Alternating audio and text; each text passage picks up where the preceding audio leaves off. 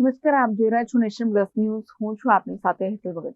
હાલ આવનાર રક્ષાબંધનના તહેવારને લઈને હિંમતનગર પોસ્ટ ઓફિસ દ્વારા બહેનો માટે ખાસ રાખડી ગિફ્ટ બોક્સ તૈયાર કરવામાં આવ્યા છે. જેમાં આ ગિફ્ટ બોક્સમાં રાખડીની સાથે સુકન અને મીઠાઈની પણ મોકલી શકાય તેવી વ્યવસ્થા કરવામાં આવી છે. રક્ષાબંધનનો તહેવાર નજીક આવી રહ્યો છે.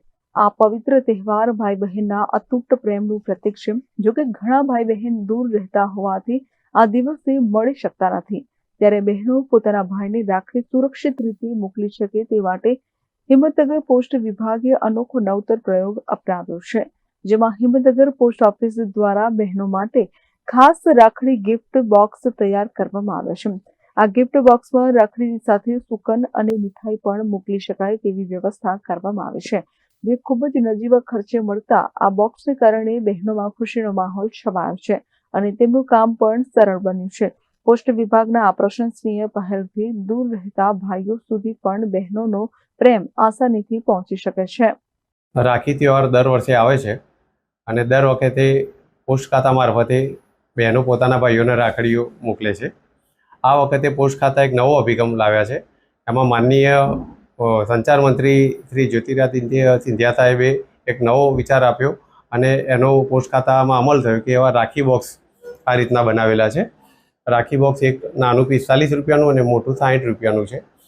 એમાં બહેનો રાખડી મોકલી શકે પોતાના ભાઈઓને, સાથે સાથે મીઠાઈ પણ મોકલી શકે, કોઈ ગિફ્ટ પણ મોકલી શકે અને રાખડીઓ સલામત રીતે ગિફ્ટ સાથે ભાઈઓને જાય, ગળ્યું મોઢું પણ ભાઈઓને થાય તો બહેનોનો આત્મા પણ ખુશ થાય અને ભાઈઓને પણ અતિ આનંદ થાય.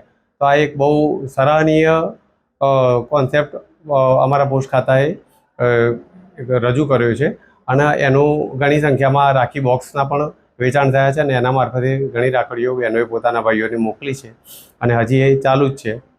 બહુ એક સારી સેવા. આ ફર્સ્ટ ટાઈમ આ રીતે રાખી બોક્સની પોસ્ટ ખાતાએ શરૂઆત કરી અને આપણે હિંમતનગર હેડ પોસ્ટ ઓફિસમાં આનું બહેનો પણ ખુશ થઈને હોંશે રાખી બોક્સ લઈ જાય છે અને રાખડીઓ મીઠાઈ સાથે ગિફ્ટ સાથે પોતાના ભાઈઓને મોકલે છે. Jitendra Solanki, nation plus news, Sabarkantha.